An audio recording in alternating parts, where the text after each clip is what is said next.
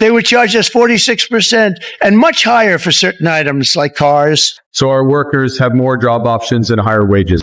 We will reduce tariff-free steel imports from non-free trade area partners.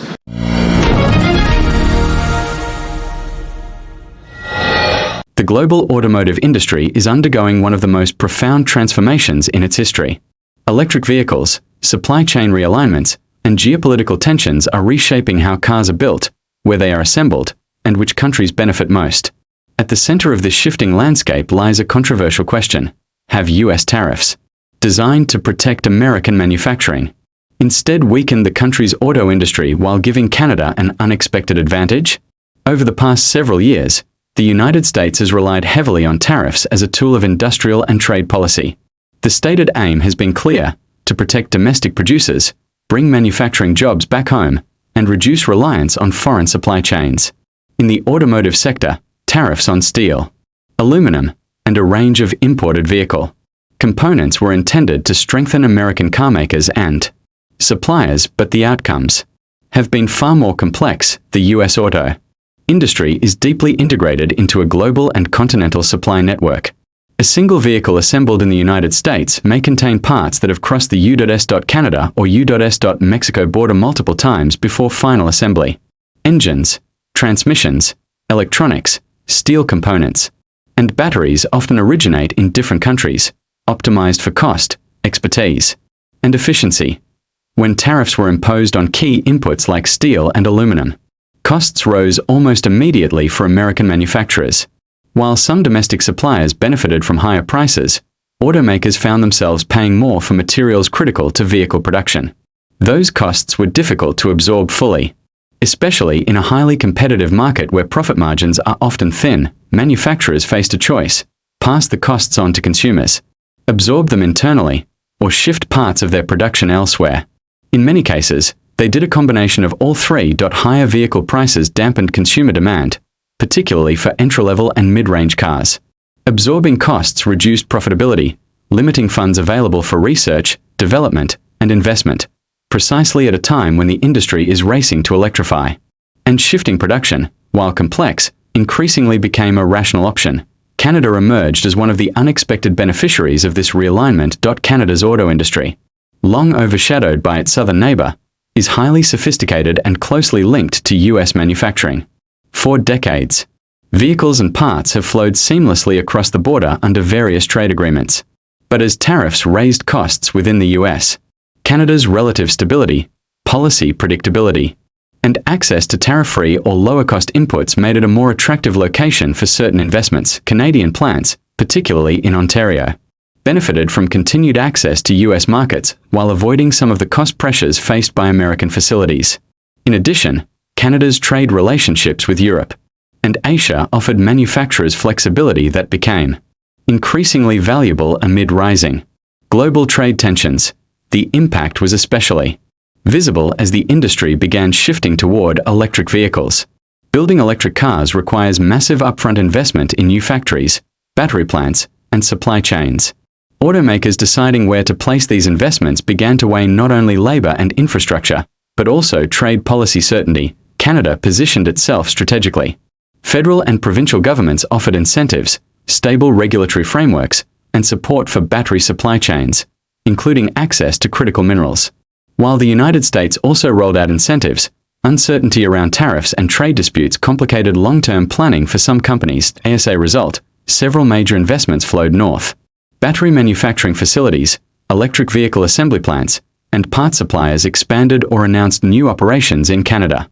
These projects brought jobs, reinforced local supply chains, and strengthened Canada's role in the future of automotive manufacturing. Meanwhile, American automakers faced mounting pressure.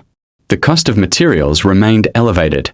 Retaliatory tariffs from trading partners affected U.S. vehicle exports, making American-made cars more expensive in foreign markets.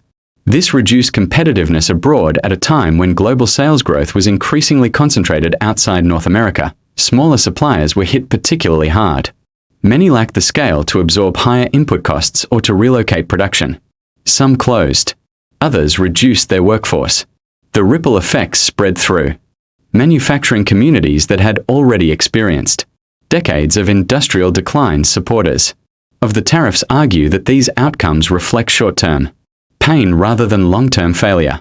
They point out that tariffs encourage domestic steel and aluminum production, reduce dependence on foreign suppliers, and signaled a commitment to rebuilding American manufacturing.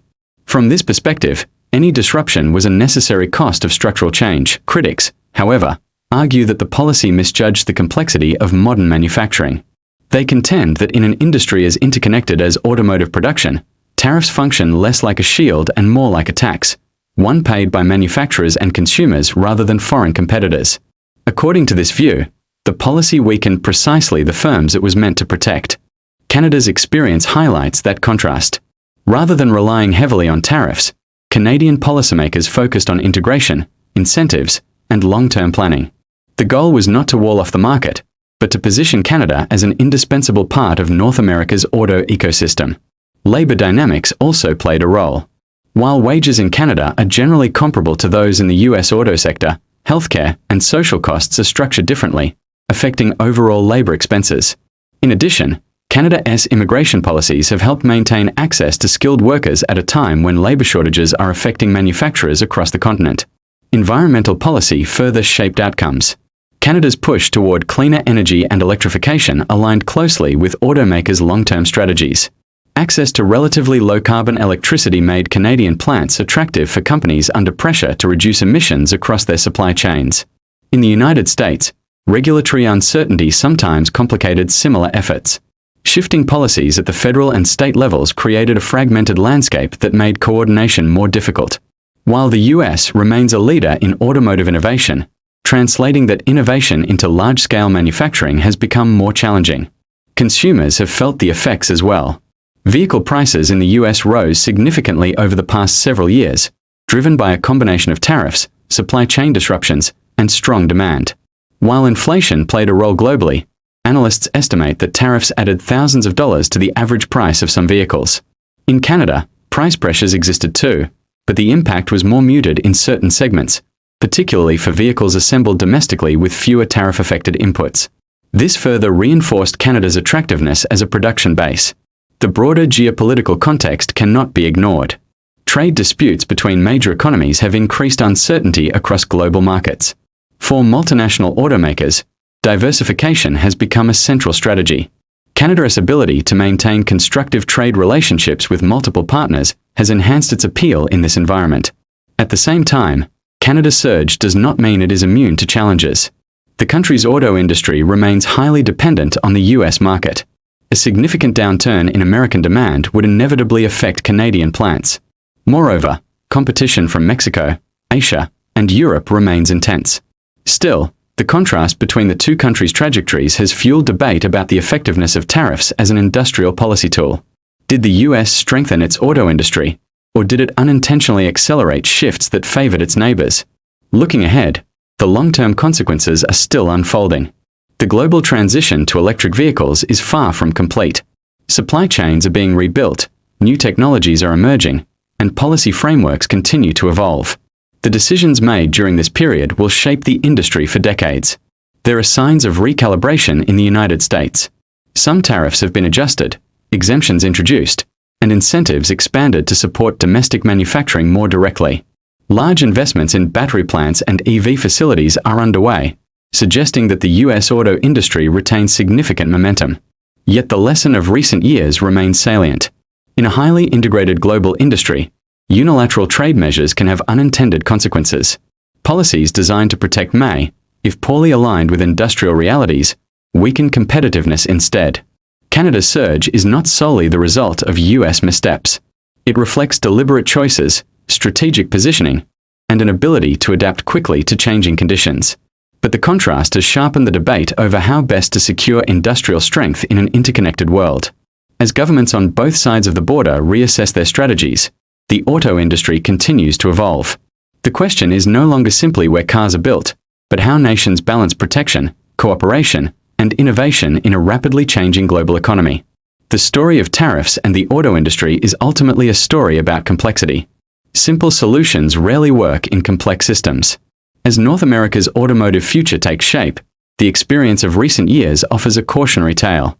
and a reminder that in global trade, actions often produce consequences far beyond their original intent.